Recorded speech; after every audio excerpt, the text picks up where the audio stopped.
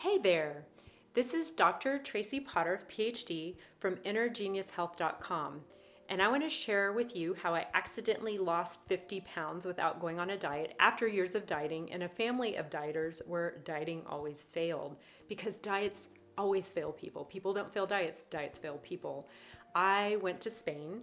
I was a little overweight, like 50 pounds, and I just did what Spanish people did. And I was in my 20s, so I got away with more than I would now, right? And I just had a really good time. I stopped living like an American and lived like a Mediterranean person. And I didn't even realize I had lost so much weight till my friends pointed out how baggy my clothes were, and they told me they made me go shopping and buy fitted clothes, and I couldn't believe what my body looked like. I didn't even think it was possible. I didn't think I was capable of that.